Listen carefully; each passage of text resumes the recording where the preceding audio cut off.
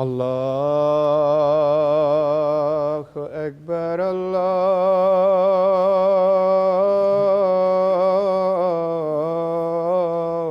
الله أكبر الله أكبر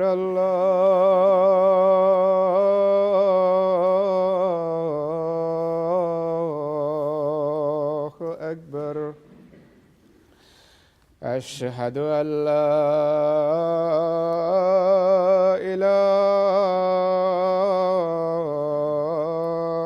إلا الله. أشهد أن لا إله إلا الله. أشهد أن محمدًا رسول الله.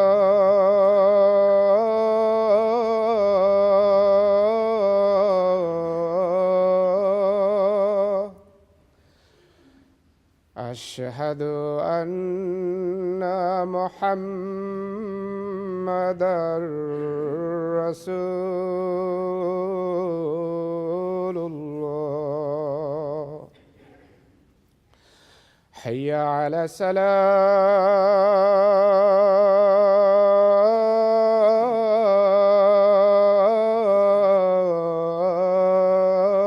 الصلاة. حي على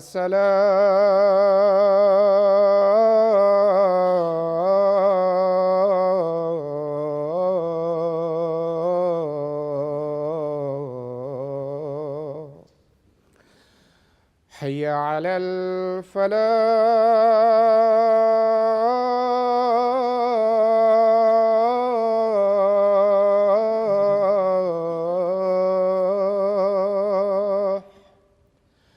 حي على الفلاح.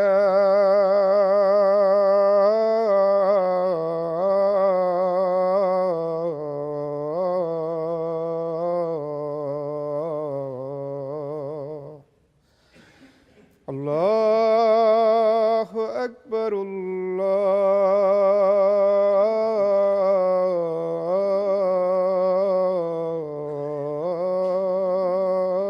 الله أكبر. لا إله إلا الله.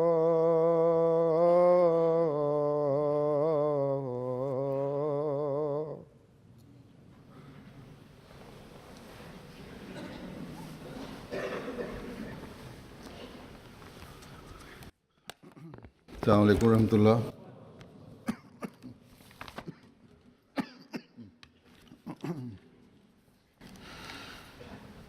أشهد أن لا إله إلا الله وحده لا شريك له وأشهد أن محمدًا عبده ورسوله. أما بعد فأعوذ بالله من الشيطان الرجيم. بسم الله الرحمن الرحيم. الحمد لله رب العالمين الرحمن الرحيم مالك يوم الدين. إياك نعبد وإياك نستعين. اهدنا الصراط المستقيم صراط الذين أنعمت عليهم غير المغضوب عليهم ولا الضالين.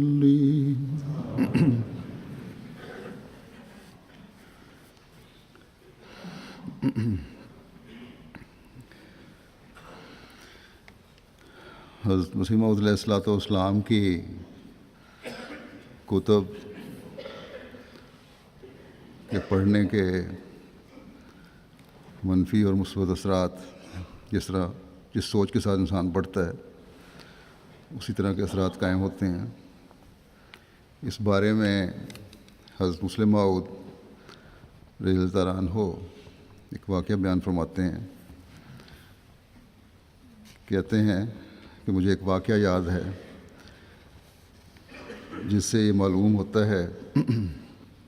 اب یہ بیان فرما رہے تھے کہ ڈیبیٹنگ سوسائٹیز جو ڈیبیٹ کرتی ہیں اور بلا وجہ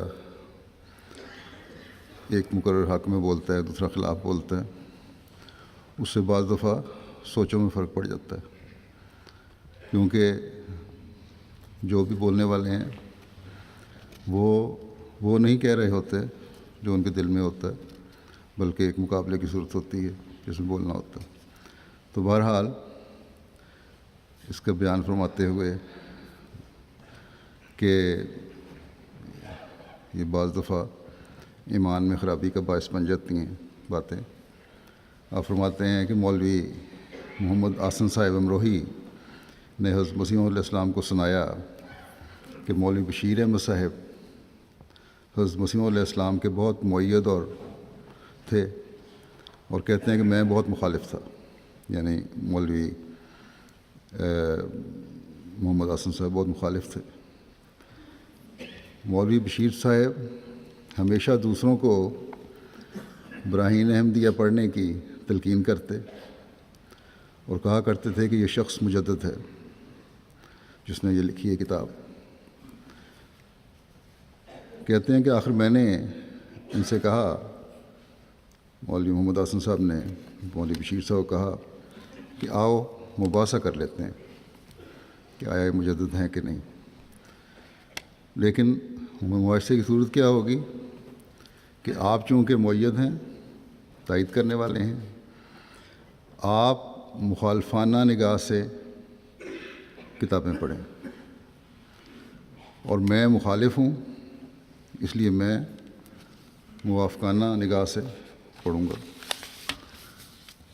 اور 7-8 دن کتابوں کے مطالعے کے مقرر ہو گئے. دونوں نے کتابوں کا مطالعہ کیا.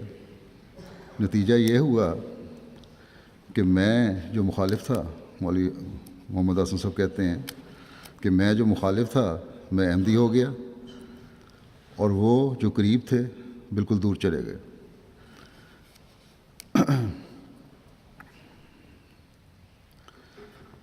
مولوی حسن صاحب کی سمجھ میں بات آ گئی اور بشیر صاحب کے دل سے ایمان جاتا رہا. اس پر اپنی رائے دیتے ہوئے حضرت مسلم موعود فرماتے ہیں کہ علم النفس کی روح سے ڈیبیٹس کرنا سخت مضر ہے اور بعض اوقات سخت نقصان کا موجب بن جاتا ہے. یہ ایسے باریک مسائل ہیں جن کو سمجھنے کے لیے ہر مدرس اہلیت نہیں رکھتا. بس اچھی بات میں سے بھی اگر تنقید کی نظر سے، اعتراض کی نظر سے مطلب نکالنے کی کوشش کریں تو وہی ٹھوکر کا باعث بن جاتی ہیں. حضرت مسیح علیہ السلام کی کتب پر بہت سے لوگ اعتراض کرتے ہیں کہ ہم نے پڑھا یہ لکھا ہوا اور وہ لکھا ہوا ہے، اس لیے کہ وہ پڑھتے ہی اعتراض کرنے کے لیے ہیں، اور پھر سیاق و سباق سے بھی نہیں ملاتے. تو یہ کچھ نئی چیز نہیں ہے. اعتراض کرنے والے تو خدا تعالیٰ کے کلام میں بھی اعتراض نکال لیتے ہیں. اسی لیے قرآن کریم کے بارے میں اللہ تعالیٰ خود فرماتا ہے کہ یہ مومنوں کو کے لیے تو شفا اور رحمت ہے، اور لیکن اعتراض کرنے والے جو ہیں، ظالم لوگ جو ہیں، ان کو یہ خسارے میں ڈالتا ہے، نقصان پہنچاتا ہے. اس سے دور ہٹتے چلے جاتے ہیں. مزید اعتراض خدا تعالیٰ کی ذات پہ کرنا شروع کر دیتے ہیں، اسلام پہ کرنا شروع کر دیتے ہیں، مذہب کی ضرورت پر کرنا شروع کر دیتے ہیں. بس چاہے خدا تعالیٰ کا کلام ہی کیوں نہ ہو، اس وقت تک فائدہ نہیں دیتا جب تک پاک دل ہو کر پڑھنے کی کوشش نہ کی جائے۔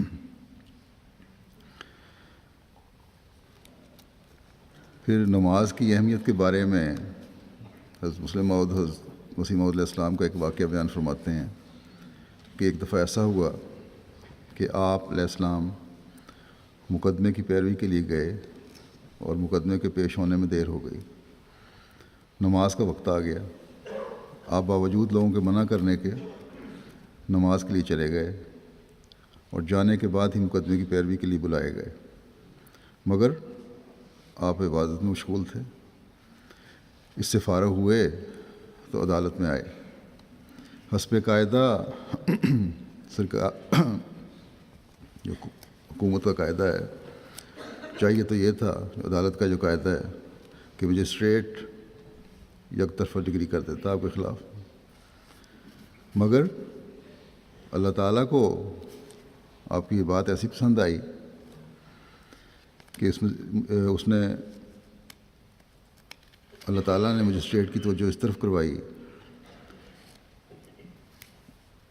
اور کہ یہ نماز پڑھ رہے ہیں، عبادت کر رہے ہیں، اور اس نے آپ کی غیر حاضری کو نظر انداز کر کے فیصلہ آپ کے حق میں یا آپ کے والد صاحب کے حق میں کر دیا۔ اپنا تو مقدمہ بھی ہوتے نہیں تھے، جو جائیدادوں کے مقدمے تھے، اگر کبھی جانا پڑے تو مجبوری سے، تو والد صاحب کی وجہ سے جایا کرتے تھے۔ پھر ایک جگہ مزید نماز با جماعت کی اہمیت اور حضرت مسیح موعود علیہ السلام کے طریق کے بارے میں حضرت مسلم موعود فرماتے ہیں کس طرح نماز کی با جماعت کی عادت ڈالنی چاہیے ہمیں، کہ فرمایا کہ ایک نماز با جماعت کی یہ ترکیب بھی ہے کہ بیوی بچوں کو ساتھ لے کر جماعت کرا لی جائے۔ عادت نہ ہونے کی وجہ سے با جماعت نماز کی قیمت لوگوں کے دلوں میں نہیں رہی، کیونکہ با جماعت کی نماز کی عادت نہیں ہے، اس لیے اندازہ ہی نہیں رہا کہ با جماعت نماز کی کس قدر قیمت ہے۔ اس عادت کو ترک کر کے، یعنی جو علیحدہ نماز پڑھنے کی عادت ہے، اس کو ترک کر کے نماز با جماعت کی عادت ڈالنی چاہیے۔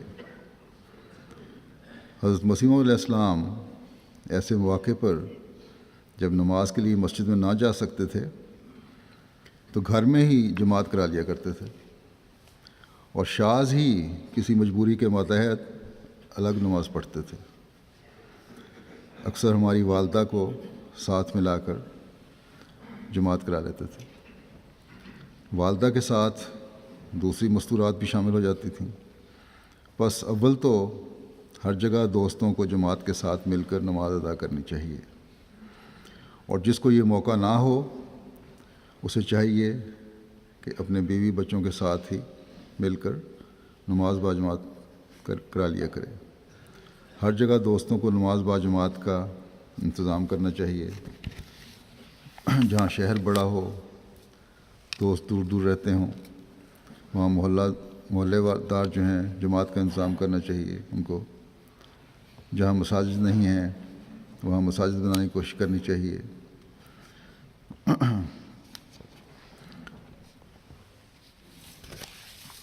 تو بہرحال نماز با جماعت کی اہمیت یہ ہے کہ اگر گھروں میں بھی ہوں تو بچوں کو ساتھ ملا کے نماز پڑھا کریں، تاکہ بچوں میں بھی نماز با جماعت کا احساس رہے۔ پھر حضرت مسیح علیہ السلام نے اس بات کی بڑی تلقین فرمائی کہ نماز اپنی تمام تر شرائط کے ساتھ پڑھا کریں۔ حضرت مسلم موعود نے اس بارے میں فرمایا کہ تمام قیود اور پابندیوں کے ساتھ نماز پڑھنا ایک انتہا درجے کی خوبصورت چیز ہے، مگر جب ہم اپنی غفلت اور نادانی کی وجہ سے اس کو چھانٹتے چلے جائیں تو وہ بے فائدہ اور لغو چیز بن جاتی ہے۔ نماز کی خوبصورتی اس کو سنوار کے پڑھنے میں، لیکن اگر اس نہ سنوار کے پڑھیں تو پھر وہ لغو چیز بن جاتی ہے۔ اور ایسی نماز کبھی بابرکت نہیں ہو سکتی۔ حضرت مسیح موعود علیہ السلام فرمایا کرتے تھے کہ لوگ نماز اس طرح پڑھتے ہیں جس طرح مرغ ٹھونگے مار کر دانے چگتے ہیں۔ ایسی نماز یقیناً کوئی فائدہ نہیں پہنچا سکتی، بلکہ بعض دفعہ ایسی نماز لعنت کا موجب بن جاتی ہے۔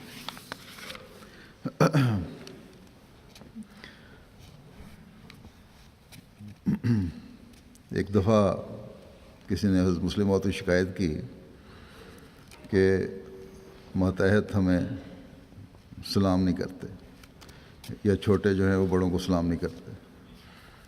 اس پر آپ نے یہ نصیحت فرمائی کہ سلام کرنے کا حکم دونوں کے لیے یکساں ہے، ایک جیسا ہے۔ میں نے حضرت مسیح موعود علیہ السلام سے، حضرت مسلم موعود کہتے ہیں کہ میں نے حضرت مسیح موعود علیہ السلام سے ایک شعر سنا ہوا ہے کہ وہ نہ آئے تو تو چل اے میر، وہ نہ آئے تو تو چل اے میر، تیری کیا اس میں شان گھٹتی ہے۔ فرماتے ہیں کہ اگر رسول کریم صلی اللہ علیہ وسلم کا حکم ایک بھائی نہیں مانتا تو کیوں نہ ہم خود اس پر عمل کر لیں۔ بس اگر شکایت درست ہے تو یہ فعل عقل کے خلاف اور اخلاق سے گرا ہوا ہے، یہ کہیں حکم نہیں کہ سلام صرف چھوٹا کرے بڑا نہ کرے۔ اگر ماتحت نے نہیں کیا تو افسر خود پہل کر دے۔ فرماتے ہیں کہ میرا اپنا یہ طریق ہے کہ جب خیال کرتا ہوں تو میں خود پہلے سلام کہہ دیتا ہوں، بعض دفعہ خیال نہیں ہوتا تو دوسرے کہہ دیتے ہیں۔ تو ایسی فرماتے ہیں کہ ایسی باتوں میں ناظروں کو اعتراض کرنے کے بجائے خود نمونہ بننا چاہیے۔ بس ہمارے ہر عہدیدار کو چاہیے کہ وہ جس بھی سطح کے عہدیدار ہیں کہ اپنے نمونے قائم کریں، سلام کرنے پہل کریں۔ ضروری نہیں ہے کہ انتظار کریں کہ چھوٹا یا ماتحت مجھے سلام کرے۔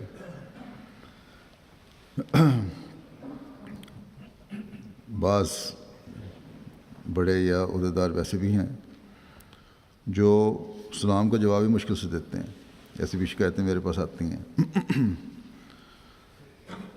افسروں کو اگر شکوہ ہے تو لوگوں کو بھی شکوہ ہوتا ہے کہ سلام کا جواب نہیں دیتے، یا اتنی ہلکی منہ میں دیتے ہیں کہ ان کو سمجھ نہیں آتی ہے، ایسی بے اتنائی سے دے رہے ہوتے ہیں کہ لگتا ہے کیا مصیبت پڑ گئی۔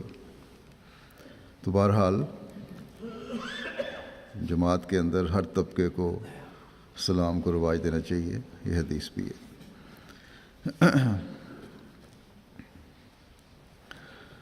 پھر ایک واقعہ بیان کرتے ہوئے کہ حضرت مسیح موعود علیہ السلام کی مخالفت آپ کے زمانے میں کس طرح لوگ کیا کرتے تھے،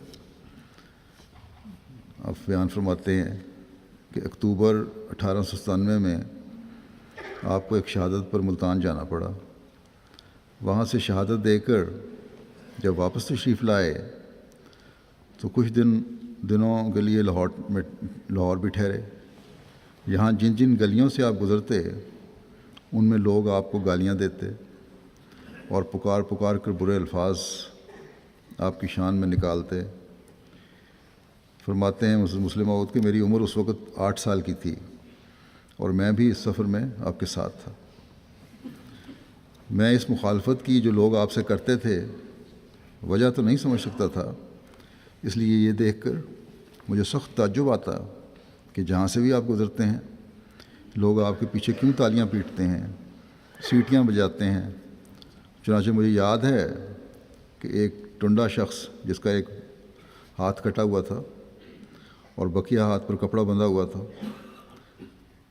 نہیں معلوم ہاتھ کے کٹنے کا ہی زخم باقی تھا یا کوئی نیا زخم تھا، بہرحال وہ زخمی ہاتھ تھا، وہ بھی لوگوں میں شامل ہو کر غالباً مسجد وزیر خان کی سیڑھیوں پر کھڑا تالیاں پیٹتا تھا اور اپنا کٹا ہوا ہاتھ دوسرے ہاتھ پر مارتا تھا اور دوسروں کے ساتھ مل کر شور مچا رہا تھا کہ ہائے ہائے مرزا نٹ گیا، یعنی میدان مقابلہ سے فرار ہو گئے نعوذ باللہ۔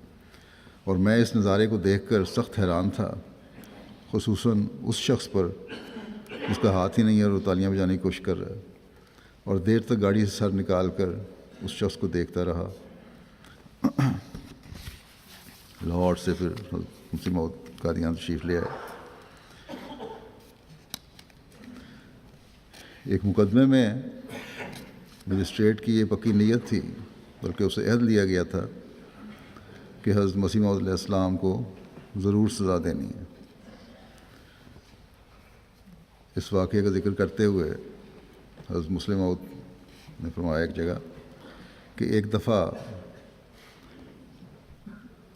تمہید پہلے باندھی ہے اپنے کہ ایک دفعہ آن حضرت صلی اللہ علیہ وسلم نے مسلمانوں کی مردم شماری کرائی تو ان کی تعداد 700 تھی۔ صحابہ نے خیال کیا کہ شاید آپ صلی اللہ علیہ وسلم نے اس واسطے مردم شماری کرائی ہے کہ آپ کو خیال ہے کہ دشمن ہمیں تباہ نہ کر دے، اور انہوں نے کہا یا رسول اللہ صلی اللہ علیہ وسلم اب تو ہم 700 ہو گئے ہیں، کیا اب بھی یہ خیال کیا جا سکتا ہے کہ کوئی ہمیں تباہ کر سکے گا؟ یہ کیا شاندار ایمان تھا کہ وہ 700 ہوتے ہوئے یہ خیال تک بھی نہیں کر سکتے تھے کہ دشمن انہیں تباہ کر سکے گا۔ آپ نے فرمایا اس واقعے کو بیان کر کے کہ ایمان کی طاقت بہت بڑی ہوتی ہے۔ حضرت مسیح علیہ السلام کا واقعہ ہے کہ ایک دفعہ آپ گرداسپور میں تھے، میں وہاں تو تھا مگر اس مجلس میں نہ تھا، یعنی حضرت مسلم موعود جس میں یہ واقعہ ہوا۔ مجھے ایک دوست نے جو اس مجلس میں تھے سنایا کہ خواجہ کمال الدین صاحب اور بعض دوسرے احمدی بہت گھبرائے ہوئے آئے اور کہا کہ فلاں مجسٹریٹ جس کے پاس مقدمہ ہے لاہور گیا تھا، آریوں نے اس پر بہت زور دیا کہ مرزا صاحب ہمارے مذہب کے سخت مخالف ہیں، ان کو ضرور سزا دو، خواہ ایک ہی دن کی کیوں نہ ہو، یہ تمہاری قومی خدمت ہوگی۔ اور وہ ان سے وعدہ کر کے آیا ہے کہ میں ضرور سزا دوں گا۔ حضرت مسیح علیہ السلام نے یہ بات سنی تو آپ لیٹے ہوئے تھے، یہ سن کر آپ کونی کے بال ایک پہلو پر ہو گئے اور فرمایا خواجہ صاحب اب کیسی باتیں کرتے ہیں، کیا کوئی خدا تعالیٰ کے شعر پر ہاتھ ڈال سکتا ہے؟ چنانچہ اللہ تعالیٰ نے اس مجسٹریٹ کو یہ سزا دی کہ پہلے تو اس کا گرداسپور سے تبادلہ ہو گیا، پھر اس کا تنزل ہو گیا، یعنی وہ EAC سے منصب بنا دیا گیا، اور فیصلہ دوسرے مجسٹریٹ نے آ کر کیا۔ تو ایمان کی طاقت بڑی زبردست ہوتی ہے اور کوئی اس کا مقابلہ نہیں کر سکتا۔ بس جماعت میں نئے لوگوں کے شامل ہونے کا اس صورت میں فائدہ ہو سکتا ہے کہ شامل ہونے والوں کے اندر ایمان اور اخلاص صرف تعداد میں اضافے کی خوشی کا باعث نہ ہو۔ اگر کسی کے گھر میں 10 سیر دودھ ہو تو اس میں 10 سیر پانی ملا کر وہ خوش نہیں ہو سکتا کہ اب اس کا دودھ 20 سیر ہو گیا۔ خوشی کی بات یہی ہے کہ دودھ ہی بڑھایا جائے، اور دودھ بڑھانے میں فائدہ ہے دودھ ڈال کے۔ بس چاہے نئے ہیں یا پرانے، ہمیں اپنے ایمانوں میں ترقی کرنے کی طرف کوشش کرنی چاہیے۔ اور وہ 700 کا ایمان ایسا تھا کہ ان کو خیال تھا کہ دنیا میں کوئی ہمیں شکست نہیں دے سکتا، اور دنیا نے دیکھا کہ نہیں دی۔ اسی مقدمے کے بارے میں ایک جگہ مزید فرماتے ہیں کہ خواجہ کمال الدین صاحب کی عادت تھی کہ وہ بہت لمبی بات کرتے تھے۔ انہوں نے کہا حضور مجسٹریٹ ضرور قید کر دے گا اور سزا دے گا، بہتر ہے کہ فریق ثانی سے صلح کر لی جائے۔ حضرت مسیح علیہ السلام کونیوں پر سہارا لے کر بیٹھ کر فرمایا خواجہ صاحب خدا تعالیٰ کے شعر پر ہاتھ ڈالنا کوئی آسان بات نہیں، میں خدا تعالیٰ کا شعر ہوں، وہ مجھ پر ہاتھ ڈال کر تو دیکھے۔ چنانچہ ایسا ہی ہوا۔ 2 مجسٹریٹوں میں سے جو اس مقدمے کا فیصلہ کرنے کے لیے مقرر تھے، ایک کا لڑکا پاگل ہو گیا۔ اس کی بیوی نے اسے لکھا، کیونکہ وہ حضرت مسیح علیہ السلام کو خدا تعالیٰ کا مأمور تو نہیں مانتی تھی، لیکن اس نے لکھا کہ تم نے ایک مسلمان فقیر کی حد تک کی ہے، جس کا نتیجہ یہ ہوا ہے کہ ایک لڑکا پاگل ہو گیا. اب دوسرے کے لیے ہوشیار ہو جاؤ. وہ مجسٹریٹ کیونکہ پڑھا لکھا تھا, اس نے کہا کیا جاہلانہ باتیں کر رہی ہے میری بیوی. اسے ایسی باتوں پر یقین نہیں ہوتا تھا, اس نے اس طرح کوئی توجہ نہ کی. تو نتیجہ یہ ہوا کہ اس کا دوسرا لڑکا دریا میں ڈوب کر مر گیا. وہ دریائے راوی پر گیا تھا, وہاں نہا رہا تھا کہ مگرمچھ نے اس کی ٹانگ پکڑ لی, اس طرح وہ ختم ہو گیا. وہ مجسٹریٹ حضرت مسیح علیہ الصلوۃ والسلام کو اس کی انتہا یہ تھی تنگ کرنے کی, اس قدر تنگ کیا کرتا تھا کہ مقدمے کے دوران میں سارا وقت آپ کو کھڑا رکھتا. اگر پانی کی ضرورت محسوس ہوتی تو پانی پینے کی اجازت نہ دیتا. ایک دفعہ خواجہ صاحب نے پانی پینے کی اجازت بھی مانگی مگر اس نے اجازت نہ دی. دوسرا مجسٹریٹ بھی ایک تھا, اس کے پاس بھی اس کے بعد گیا, وہ بھی معطل ہو گیا جیسا ذکر آیا. بہرحال یہ دونوں لوگ جو تھے وہ بڑے سخت ظلم پر آمادہ تھے, اور پھر انہوں نے اپنا انجام بھی دیکھا. حضرت مسلم موعود رضی اللہ عنہ فرماتے ہیں کہ ایک دفعہ میں دہلی جا رہا تھا, اس کے انجام مجسٹریٹ کا انجام کا حالت بیان کرتے ہوئے کہ لدھیانہ کے اسٹیشن پر مجھے ملا. وہ مجسٹریٹ جس نے حضرت مسیح علیہ السلام کے ساتھ یہ سلوک کیا تھا, لدھیانہ کے اسٹیشن پر ملا حضرت مسلم موعود کو, اور بڑے الحاظ سے بڑے درد سے کہنے لگا کہ دعا کریں اللہ تعالیٰ مجھے صبر کی توفیق دے, مجھ سے بڑی غلطیاں ہوئی ہیں اور میری حالت ہے کہ میں ڈرتا ہوں کہ میں پاگل نہ ہو جاؤں. آپ نے حضرت مسلم موعود نے فرمایا کہ یہ آیات مبینات ہیں جن کے ذریعے اللہ تعالیٰ دنیا میں اپنے انبیاء کی سچائی ظاہر کرتا ہے.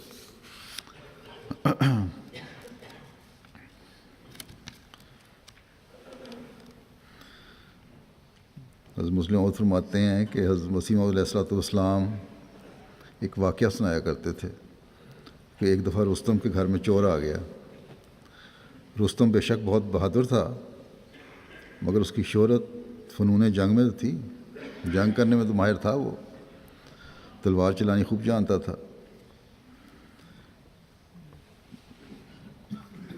لیکن ضروری نہ تھا کہ کشتی کے فن میں بھی ہر ایک ماہر ہو, ضروری نہیں ہے کہ جو جنگ کا ماہر ہو وہ کشتی کرنے میں ماہر ہو. تو بہرحال چور آ گیا, اس نے چور کو پکڑنے کی کوشش کی. چور کشتی لڑنا جانتا تھا, اس نے رستم کو نیچے گرا دیا. جب رستم نے دیکھا کہ اب تو میں مارا جاؤں گا تو اس نے کہا آ گیا رستم. چور نے جب یہ آواز سنی تو فوراً اسے چھوڑ کر بھاگا. اگر چور رستم کے ساتھ تو لڑتا رہا بلکہ اسے نیچے گرا لیا, مگر رستم کے نام سے ڈر کر بھاگا.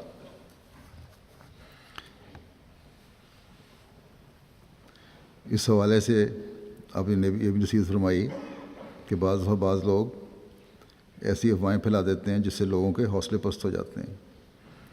آپ نے فرمایا کہ اگر آدمی کے گھر میں آگ لگی ہو اس پر اتنا اثر نہیں ہوتا, ٹھیک ہے کوشش کرتا ہے بجھانے کی, لیکن جتنا یہ خبر سن کر ہوتا ہے کہ اس کے گھر کو آگ لگی اور وہ وہاں موجود نہیں تھا.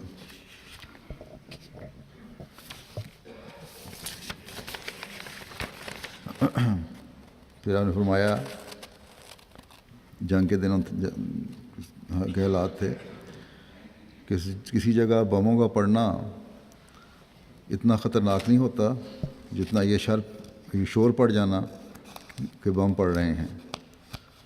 تو غلط افواہیں جو ہیں بعض دفعہ بزدلی پیدا کر دیتی ہیں. بس اپنی بہادری اور جرأت کو قائم کرنے کے لیے یہ امر نہایت ضروری ہے کہ غلط افواہوں کے پھیلنے سے روکا جائے اور اس کا مقابلہ کیا جائے. رستم کو چور نے قابو کر لیا لیکن اس کے نام کا خوف تھا, اس نام سے دوڑ گیا. اسی طرح بعض افواہیں جو ہیں غلط رنگ میں ماحول کو خوف زدہ کر دیتی ہیں. اس لیے ہمیشہ افواہوں سے بھی بچنا چاہیے اور ایسے حالات میں جرأت کا مظاہرہ بھی کرنا چاہیے.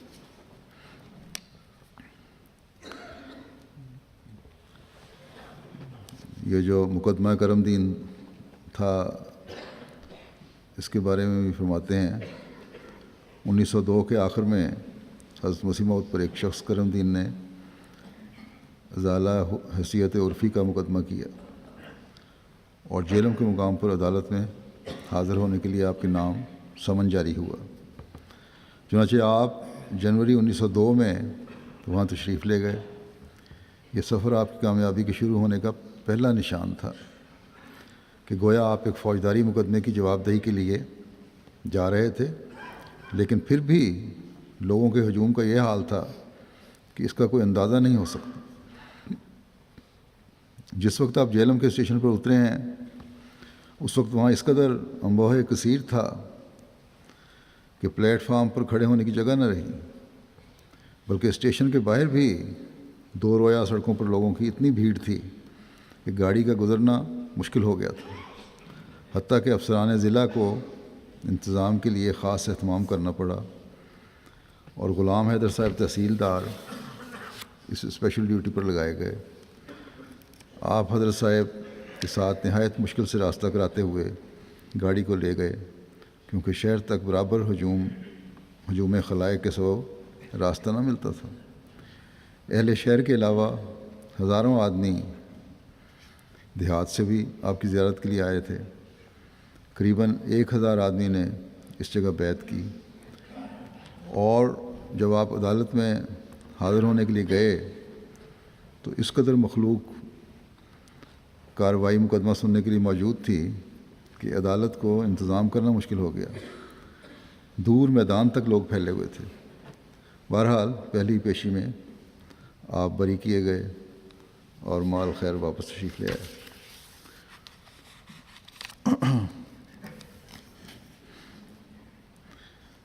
بہرحال اس کے بعد جیسا ذکر کیا آپ نے کہ تعداد بھی بڑھنی شروع ہوئی۔ 1903 سے آپ کی ترقی، جماعت کی ترقی حیرت انگیز طریقے سے شروع ہو گئی، اور بعض دفعہ ایک دن میں 500 آدمی بیعت کے خطوط لکھتے تھے، اور آپ کے پیراؤ اپنی تعداد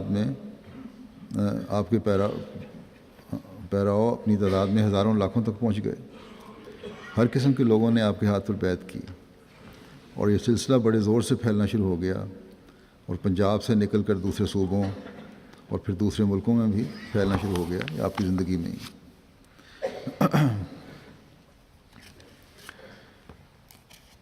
اللہ تعالیٰ گستاخی کی سزا کس طرح دیتا ہے۔ ایک تو مجسٹریٹ کا واقعہ سنا، ایک اور واقعہ بیان فرماتے ہیں کہ ہم ایک دفعہ لکھنؤ گئے، وہاں ایک سرحدی مولوی عبدالکریم تھا جو ہماری جماعت کا شدید مخالف تھا۔ اس نے ہمارے آنے کے بعد ایک تقریر کی جس میں حضرت مسیح موعود علیہ الصلوۃ والسلام کے ایک واقعہ کو اس نے نہایت تحقیر کے طور پر بیان کیا۔ وہ واقعہ یہ تھا کہ ایک دفعہ حضرت مسیح موعود علیہ الصلوۃ والسلام دلی گئے، وہاں ہمارے ایک رشتہ دار کے ماموں، رشتے کے ماموں مرزا حیرت دہلوی تھے۔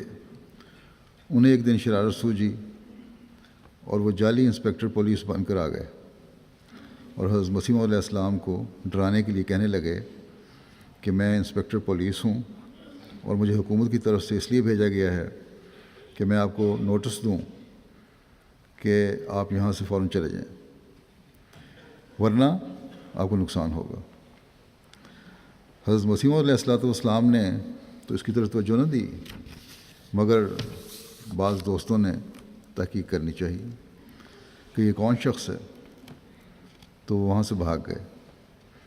اس واقعے کو مولوی عبدالکریم سرحدی نے، جو غیر احمدی مولوی تھا، اس رنگ میں بیان کیا کہ دیکھو وہ خدا کا نبی بنا پھرتا ہے، مگر وہ دلی گیا تو مرزا حیرت انسپکٹر پولیس بن کر اس کے پاس چلا گیا۔ وہ کوٹھے پر بیٹھا ہوا تھا، حالانکہ یہ بھی بات بالکل جھوٹ ہے۔ حضرت مسیح موعود علیہ الصلوۃ والسلام اس وقت نیچے دالان میں صحن میں بیٹھے ہوئے تھے گھر کے۔ بہرحال جب اس نے سنا، کہتا ہے مولوی عبدالکریم حضرت مسیح موعود کے بارے میں، کہ جب اس نے سنا کہ انسپکٹر پولیس آیا ہے تو ایسا گھبرایا کہ سیڑھیوں سے اترتے وقت اس کا پیر پھسلا اور وہ منہ کے بل زمین پر آ گرا۔ لوگوں نے یہ تقریر سن کر بڑے کہکے لگائے اور بڑے ہنستے رہے۔ لیکن واقعہ کیا ہوا اس بات کے بعد کہ اللہ تعالیٰ پکڑ کس طرح کرتا ہے؟ اسی رات مولوی عبد الکریم کو خدا تعالیٰ نے پکڑ لیا۔ وہ اپنے مکان کی چھت پر سویا ہوا تھا۔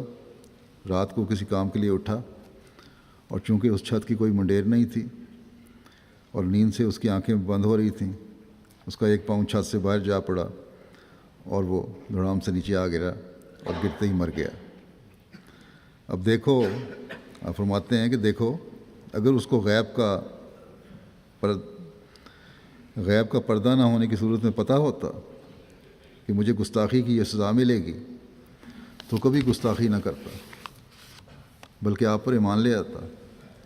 گو ایسا ایمان اس کا کسی کام نہ آتا، کیونکہ جب غیب ہی نہ رہا تو ایمان کا کیا فائدہ؟ ایمان تو اسی وقت آتا ہے جب کچھ غیب پر بھی ایمان لایا جائے۔ ایمان تو وہی کارآمد ہو سکتا ہے جو غیب کی حالت میں ہو۔ ثواب یا عذر سامنے نظر آنے پر تو ہر کوئی ایمان لا سکتا ہے۔ بہرحال اس سے یہ بات بھی اس کا انجام دیکھنے والوں پر ظاہر ہو گئی کہ خدا تعالیٰ کے انبیاء کے ساتھ تمسخر کا نتیجہ کیا ہوتا ہے۔ آج جو لوگ حضرت صلی اللہ علیہ وسلم کے ساتھ تمسخرانہ رویہ اپنائے ہوئے ہیں یا بیہودہ گوئیاں کرتے ہیں، آپ صلی اللہ علیہ وسلم تو اللہ تعالیٰ کے سب سے پیارے نبی ہیں۔ کیا آپ کے بارے میں لوگوں کی بیہودہ گوئیوں کو اللہ تعالیٰ یوں ہی جانے دے گا؟ نہیں، بلکہ اللہ تعالیٰ ایسوں کو دنیا میں بھی عبرت کا نشان بناتا ہے۔ بس ایسے لوگوں کا علاج مسلمانوں کو ہاتھ سے نہیں یا بندوق سے نہیں کرنا بلکہ دعاؤں کے ذریعے سے کرنا چاہیے۔ لیکن اس کا بھی حقیقی ادراک احمدیوں کو ہی ہے۔ اس لیے جیسا کہ میں نے کہا، ہمیں اپنے دردوں کو دعاؤں میں ڈھالنا چاہیے اور خاص طور پر دعا کرنی چاہیے ان دنوں میں۔ حضرت مسلم موعود رضی اللہ عنہ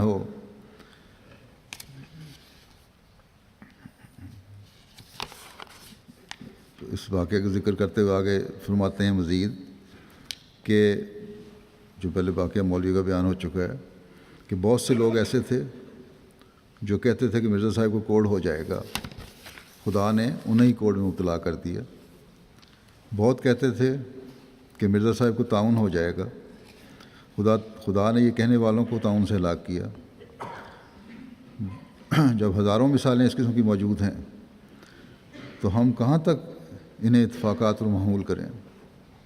بس اپنے اندر ایسی پاک تبدیلی پیدا کرو کہ دنیا اسے محسوس کرے۔ تمہاری حالت یہ ہو کہ تمہارے تقویٰ و طہارت، تمہاری دعاؤں کی قبولیت اور تمہارے تعلق باللہ کو دیکھ کر لوگ اس طرف کھنچے چلے آئیں۔ یاد رکھو، احمدیت کی ترقی ایسے ہی لوگوں کے ذریعے سے ہوگی اور آپ لوگ اس مقام پر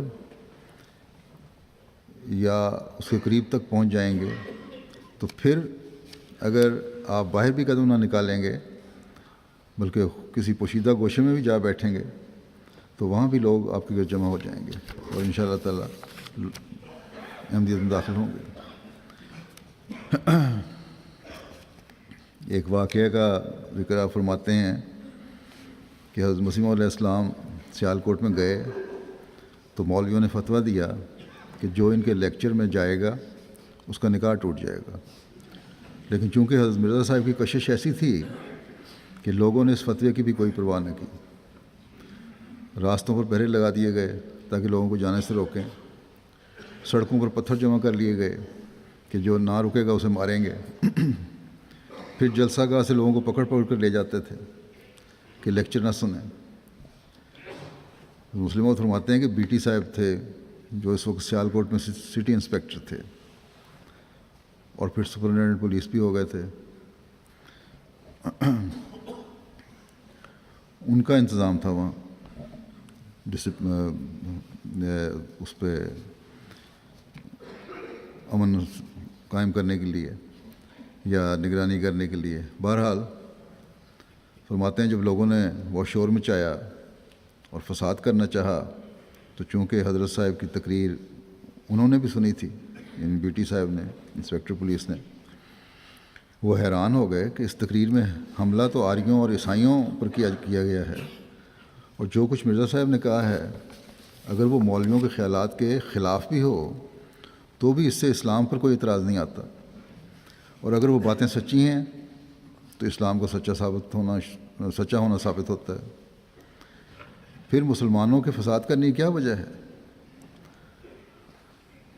فرماتے ہیں کہ اگرچہ وہ سرکاری افسر تھا مگر وہ جلسے میں کھڑا ہو گیا اور کہنے لگا کہ یہ تو یہ کہتے ہیں کہ عیسائیوں کا خدا مر گیا، اس پر اے مسلمانوں تم کیوں غصہ کرتے ہو؟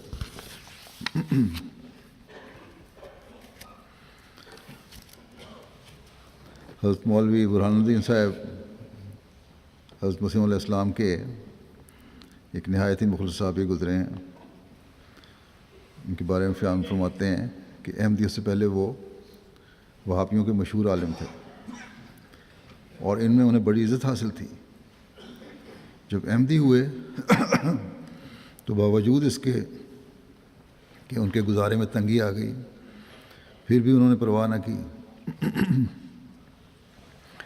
اور اسی غربت میں دن گزار دیے۔ بہت ہی مستغنی المزاج انسان تھے، انہیں دیکھ کر کوئی نہیں سمجھ سکتا تھا کہ یہ کوئی عالم ہے، بلکہ بظاہر انسان یہی سمجھتا تھا کہ یہ کوئی بہت ہی مزدور پیشہ کمی ہے، بہت ہی منکسر طبیعت کے آدمی تھے۔ حضرت مسلم موعود فرماتے ہیں کہ مجھے ان کا ایک لطیفہ ہمیشہ یاد رہتا ہے۔ حضرت مسیح موعود علیہ السلام جب سیالکوٹ تشریف لے گئے اور وہاں سخت مخالفت ہوئی تو اس کے بعد آپ جب واپس آئے تو مخالفوں کو جس شخص کے متعلق پتہ لگا کہ یہ احمدی ہے اسے سخت تکلیفیں دینی شروع کر دیں۔ مولوی برہان الدین صاحب بھی حضرت مسیح موعود علیہ السلام کو ٹرین پر سوار کرا کے اسٹیشن سے واپس جا رہے تھے کہ لوگوں نے ان پر گوبر اٹھا کر پھینکنا شروع کر دیا، اور ایک نے تو گوبر آپ کے منہ میں ڈال دیا، مگر وہ بڑی خوشی سے اس تکلیف کو برداشت کرتے گئے، اور جب بھی ان پر گوبر پھینکا جاتا تو بڑے مزے سے کہتے کہ اے دن کتھوں، اے خوشیاں کتھوں، اور بتانے والے نے بتایا کہ ذرا بھی ان کی پیشانی پر بل نہ آتا۔ غرض اس کی مختلف ورژنز ہیں، مختلف بیان ہیں، لیکن بہرحال مطلب یہی ہے کہ انہوں نے خوشی کا اظہار کیا، اصل الفاظ نہ بھی ہوں تو کوئی بل نہیں آیا ان کے ماتھے پہ، اور اس کو سمجھا کہ یہ مخالفت کی وجہ سے جو مجھ پر ہو رہا ہے یہ بھی اللہ تعالیٰ کا فضل ہے۔ بہرحال فرماتے ہیں کہ غرض بہت ہی مخلص انسان تھے، وہ اپنے احمدی ہونے کا موجب ایک عجیب واقعہ سنایا کرتے تھے۔ احمدی گو وہ کچھ عرصے بعد میں ہوئے ہیں، مگر انہوں نے دعوت سے بہت ہی پہلے حضرت مسیح علیہ السلام کو شناخت کر لیا تھا۔ درمیان میں کچھ وقفہ پڑ گیا۔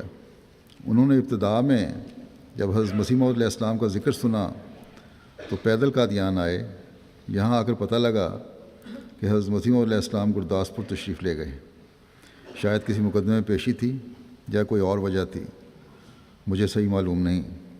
آپ فوراً گرداسپور پہنچے، وہاں انہیں حضرت حافظ حامد علی صاحب مرحوم ملے، یہ بھی حضرت مسیح علیہ السلام کے ایک دیرینہ خادم اور دعوت سے پہلے آپ کے ساتھ رہنے والے تھے۔ حضرت مسیح علیہ السلام ذیل گھر میں یا کہیں اور ٹھہرے ہوئے تھے، اور جس کمرے میں آپ مقیم تھے اس کے دروازے پر چک پڑی ہوئی تھی۔ مولوی برہان الدین صاحب کے دریافت کرنے پر حافظ حامد علی صاحب نے بتایا کہ حضرت مسیح علیہ السلام اپنے کمرے میں کام کر رہے ہیں۔ انہوں نے کہا میں آپ سے ملاقات کرنا چاہتا ہوں۔ مولوی برہان الدین صاحب نے کہا، حافظ صاحب نے کہا حضرت مسیح علیہ السلام نے مصروفیت کی وجہ سے منع کیا ہے اور حکم دے رکھا ہے کہ آپ کو نہ بلایا جائے۔ مولوی صاحب نے منتیں کیں کسی طرح ملاقات کروا دو، مگر حافظ صاحب نے کہا میں کس طرح عرض کر سکتا ہوں جب کہ آپ نے ملنے سے منع کیا ہوا ہے۔ لیکن آخر بہت سی منتوں کے بعد انہوں نے حافظ صاحب سے اتنی اجازت لے لی کہ وہ حضرت مسیح علیہ السلام کی چک سے جھانک کر زیارت کر لیں چک سے جھانک کر، یا یہ کہ ان کی نظر بچا کر انہوں نے دیکھ لیا۔ مسلم فرماتے ہیں، مجھے تفصیل یاد نہیں، وہ اس کمرے کی طرف گئے جس میں حضرت مسیح علیہ السلام تھے اور چک اٹھا کر جھانکا تو دیکھا کہ حضرت مسیح علیہ السلام ٹہل رہے ہیں۔ اس وقت آپ کی دروازے کی طرف پشت تھی اور بڑی تیزی سے دیوار کی طرف دوسری طرف جا رہے تھے۔ حضرت مسیح علیہ السلام کی عادت تھی، حضرت مسلم فرماتے ہیں کہ حضرت مسیح کی عادت تھی کہ جب آپ کتاب، اشتہار یا کوئی مضمون لکھتے تو بسا اوقات ٹہلتے ہوئے لکھتے جاتے اور آہستہ آواز سے اس کے ساتھ ساتھ پڑھتے بھی جاتے۔ اس وقت بھی حضرت مسیح علیہ السلام کوئی مضمون لکھ رہے تھے اور بڑی تیزی سے ٹہلتے جا رہے تھے اور ساتھ ساتھ پڑھتے جاتے تھے۔ دیوار کے قریب پہنچ کر جب حضرت مسیح علیہ السلام واپس مڑنے لگے تو مولوی برہان الدین صاحب کہتے ہیں کہ میں وہاں سے بھاگا تا آپ کہیں مجھے دیکھ نہ لیں۔ حافظ حامد علی صاحب نے یا کسی اور نے پوچھا کیا ہوا، حضرت مسیح علیہ السلام کی زیارت کر لی؟ وہ کہنے لگے بس پتہ لگ گیا، اور پنجابی میں کہنے لگے کہ جیڑا کمرے میں اتنا تیز چل رہا ہے اس نے کسی دور جگہ ہی جانا ہے، یعنی جو کمرے میں اس قدر تیز چل رہا ہے معلوم ہوتا ہے کہ منزل مقصود بہت دور ہے۔ اور اسی وقت آپ کے دل میں یہ بات جم گئی کہ آپ دنیا میں کوئی عظیم الشان کام کر کے رہیں گے۔ یہ ایک نقطہ ہے، مسلم فرماتے ہیں یہ ایک نقطہ ہے، مگر اس کو نظر آ سکتا ہے جسے روحانی آنکھیں حاصل ہوں۔ وہ اس وقت بغیر حضرت مسیح علیہ السلام سے کوئی بات کیے چلے گئے، مگر چونکہ یہ بات دل میں جم چکی تھی اس لیے جب حضرت مسیح علیہ السلام نے دعویٰ کیا تو اللہ تعالیٰ نے آپ کو احمدیت قبول کرنے کی توفیق دی، اور پھر اس قدر اخلاص بخشا کہ انہیں کسی کی مخالفت کی پرواہ ہی نہ رہی۔ تو تیزی کے ساتھ کام کرنے سے، حضرت مسلم فرماتے ہیں کہ تیزی کے ساتھ کام کرنے سے اوقات میں بڑا فرق پڑ جاتا ہے۔ اور پھر آپ نے فرمایا کہ بچوں کو جلدی کام کرنے اور جلدی سوچنے کی عادت ڈالی جائے، مگر جلدی سے مراد جلد بازی نہیں بلکہ سوچ سمجھ کر تیزی سے کام کرنا ہے۔ جلد باز شیطان ہے، لیکن سوچ سمجھ کر جلدی کام کرنے والا خدا تعالیٰ کا سپاہی ہے۔ یہ سستی بہت سو میں پیدا ہوتی ہے کہ آرام کر لیں گے بعد میں کام کر لیں گے، تو پھر ہمیشہ کام لیٹ ہوتا چلا جاتا ہے۔ بس صرف بچوں کی بات نہیں ہے، بڑوں اور عہدیداروں کو بھی اپنے کاموں میں تیزی پیدا کرنے کی ضرورت ہے، کیونکہ ہم اس مسیح کے ماننے والے ہیں جنہوں نے وقت کی بڑی کو استعمال کیا بڑی قدر کرتے ہوئے، کیونکہ اللہ تعالیٰ نے الہام میں فرمایا ان کا وقت ضائع نہیں کیا جاتا۔ بس ہمیں اس طرف توجہ رکھنی چاہیے۔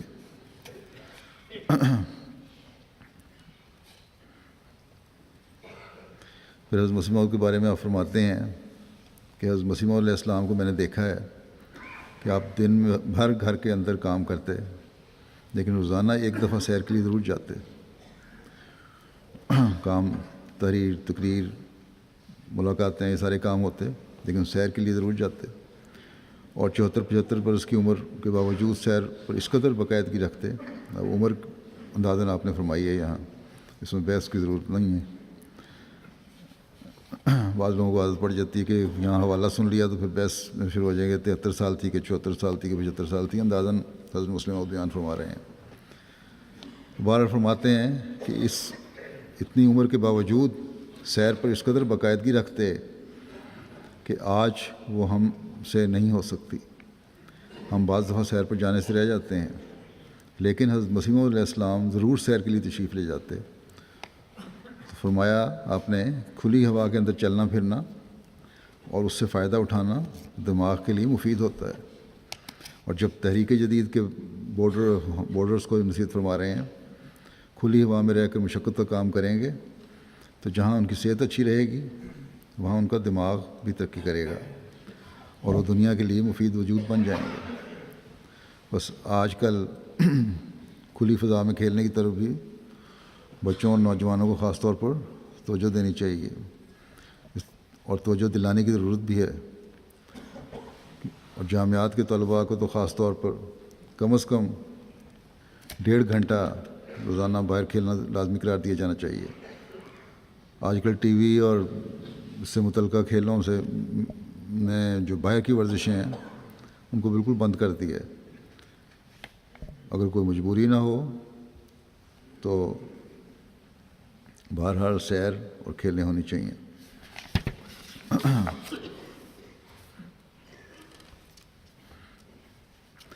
اس بات کی وضاحت فرماتے ہوئے کہ موت سے ڈرنے والوں کی دشمن ڈراتا ہے، آپ نے حضرت مسیح علیہ السلام کے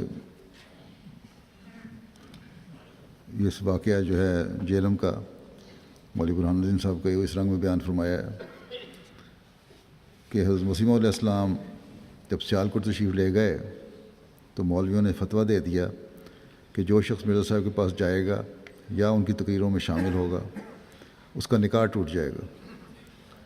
یہ کافر اور دجال ہیں، ان سے بولنا، ان کی باتیں سننا اور ان کی کتابیں پڑھنا بالکل حرام ہے، بلکہ ان کو مارنا اور قتل کرنا ثواب کا موجب ہے۔ تو یہ کوئی نئی بات نہیں مولویوں کی، یہ ہمیشہ سے چلی آ رہی ہے، مگر آپ کی موجودگی میں انہیں فساد کی ضرورت نہ ہوئی، کیونکہ اس وقت وہاں پولیس کا بھی پہرا تھا اور سرکاری افسر بھی تھے اور لوگ بھی کافی تھے، اس لیے اس وقت تو فساد کی ضرورت نہ ہوئی،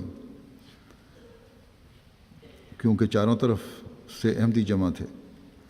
انہوں نے آپس میں یہ مشورہ کیا کہ ان کے جانے کے بعد فساد کیا جائے۔ حضرت مسلم موعود کہتے ہیں کہ میں بھی اس وقت آپ کے ساتھ تھا جب حضرت مسیح علیہ السلام وہاں سے روانہ ہوئے اور گاڑی میں سوار ہوئے تو دور تک آدمی کھڑے تھے جنہوں نے پتھر مارنے شروع کر دیے، مگر چلتی گاڑی پر پتھر کس طرح لگ سکتے تھے؟ شاید و نادر ہی ہماری گاڑی کو کوئی پتھر لگتا، وہ مارتے تو ہم کو تھے اور لگتا ان کے کسی آدمی کو، اپنے آدمی کو جا کے تھا۔ بس ان کا یہ منصوبہ تو پورا نہ ہو سکا۔ باقی احمدی جو حضرت مسیح علیہ السلام کی وجہ سے وہاں جمع تھے، ان میں سے کچھ تو ارد گرد کے دیہات کے رہنے والے تھے جو آپ کی واپسی کے بعد ادھر ادھر پھیل گئے، اور جو تھوڑے سے مقامی احمدی رہ گئے یا باہر کی جماعتوں کے مہمان تھے، ان پر مخالفین نے اسٹیشن پر ہی حملہ شروع کر دیے۔ ان لوگوں میں سے جن پر حملہ ہوا ایک مولوی برہان الدین صاحب بھی تھے، ان کا ذکر پہلے آ چکا ہے، ان کا قصہ۔ مخالفوں نے تعاقب کیا، پتھر مارے اور برا بھلا کہا، اور پھر وہ وہی واقعہ ان کے منہ میں ایک دکان میں لے جا کے ان پہ منہ میں گوبر ڈالا گیا۔ تو یہ بیان فرماتے ہوئے آپ فرماتے ہیں تو بجائے جب مولوی صاحب کے ساتھ یہ زیادتی ہو رہی تھی، ظلم ہو رہا تھا، تو بجائے اس کے کہ مولوی صاحب گالیاں دیتے یا شور مچاتے، جنہوں نے وہ نظارہ دیکھا ہے بیان کرتے ہیں کہ وہ بڑے اطمینان اور خوشی سے ہی کہتے جاتے تھے کہ سبحان اللہ، یہ دن کسے نصیب ہوتا ہے؟ یہ دن تو اللہ تعالیٰ کے نبیوں کے آنے پر ہی نصیب ہوتے ہیں، اور اللہ تعالیٰ کا بڑا احسان ہے جس نے مجھے یہ دن دکھایا۔ اور فرماتے ہیں کہ نتیجہ یہ ہوا کہ تھوڑی دیر میں جو لوگ حملہ کر رہے تھے ان کے نفس نے انہیں ملامت کی، اور وہ شرمندگی اور ذلت سے آپ کو چھوڑ کر چلے گئے۔ تو بات یہ ہے کہ جب دشمن دیکھتا ہے کہ یہ لوگ موت سے ڈرتے ہیں تو کہتا ہے آؤ ہم انہیں ڈرائیں۔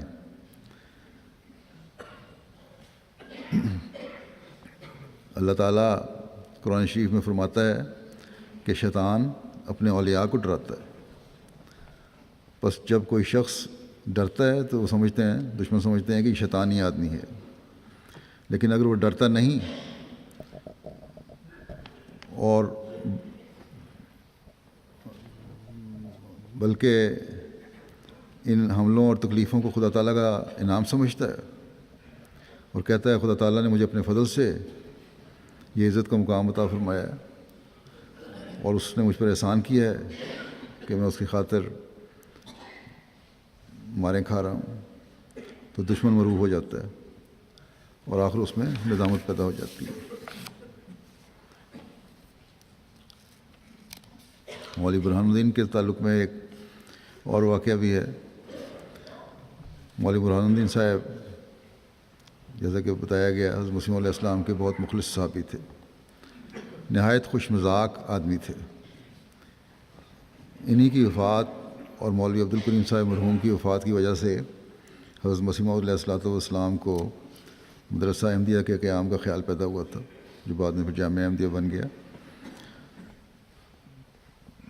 تو فرماتے ہیں کہ وہ ایک دفعہ حضرت مسیح علیہ السلام کے پاس آئے اور ذکر کیا کہ میں نے خواب میں اپنی فوت شدہ ہمشیرہ کو دیکھا، وہ مجھے ملی ہے۔ میں نے اس سے پوچھا کہ بہن بتاؤ وہاں تمہارا کیا حال ہے؟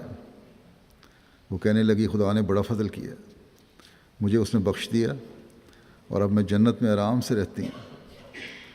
میں نے پوچھا کہ بہن وہاں کرتی کیا ہو؟ وہ کہنے لگی، یہ بھی لطیفہ ہے، کہنے لگی کہ بیر بیچتی ہوں۔ مولوی برہان الدین صاحب کہنے لگے، میں نے کہا خواب میں بہن ساڈی قسمت بھی عجیب ہے، سانو جنت دے وچ بیر ہی بیچنے نے۔ تو ان کے خاندان میں چونکہ غربت تھی اس لیے خواب میں بھی ان کا خیال ادھر گیا۔ حضرت مسیح علیہ السلام نے یہ روایہ سن کے فرمایا، جب خواب حضرت مسیح علیہ السلام کو سنائی تو آپ نے فرمایا مولوی صاحب اس کی تعبیر تو اور ہے، مگر خواب میں بھی آپ کو تمسخری سوچا اور مذاق کرنا نہ بھولا آپ کو، کیونکہ مذاق کیا کرتے تھے۔ حضرت مسیح نے فرمایا کہ بیر در حقیقت جنتی پھل ہے، اور اس سے مراد ایسی کامل محبت ہوتی ہے جو لازوال ہو، کیونکہ سدرہ لازوال الہی محبت کا مقام ہے۔ بس اس کی تعبیر یہ تھی کہ میں اللہ تعالیٰ کی لازوال محبت لوگوں میں تقسیم کرتی ہوں۔ بہن کا مطلب یہ تھا کہ میں اللہ تعالیٰ کی لازوال محبت لوگوں میں تقسیم کرتی ہوں۔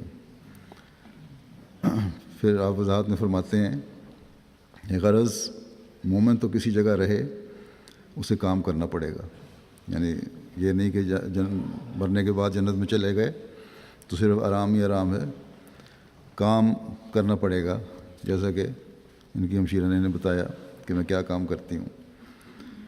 اور اگر کسی وقت کسی کے ذہن میں یہ آیا کہ اب آرام کا وقت ہے تو اس کے یہ معنی ہوں گے کہ اس نے اپنے ایمان کو کھو دیا، کیونکہ جس بات کو اسلام نے ایمان اور آرام قرار دیا ہے وہ تو کام کرنا ہے۔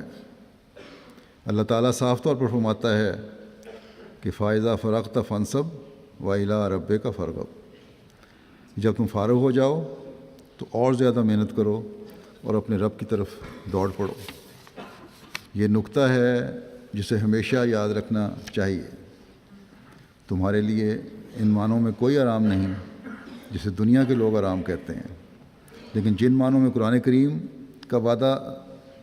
کریم آرام کا وعدہ کرتا ہے اسے تم آسانی سے حاصل کر سکتے ہو۔ دنیا جن معنوں میں آرام کا مطلب لیتی ہے وہ یقیناً غلط ہے، اور ان معنوں سے جس شخص نے آرام کی تلاش کی وہ اس جہان میں بھی اندھا رہے گا اور آخرت میں بھی اندھا اٹھے گا۔ بس مومن کا کام ہے کہ اپنے آپ کو کام میں مصروف رکھے، ایک ہدف کو حاصل کر کے دوسرے ٹارگٹ کی تلاش کے لیے کمر بستہ ہو جائے، اور یہی انفرادی اور قومی ترقی کا نسخہ ہے اور راز ہے۔ اللہ تعالیٰ ہمیں اس کی توفیق عطا فرمائے۔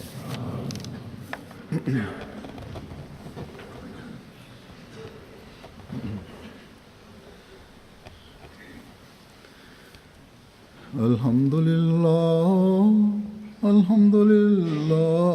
نحمدہ ونستعینہ ونستغفرہ ونؤمن بہ ونتوکل علیہ ونعوذ باللہ من شرور انفسنا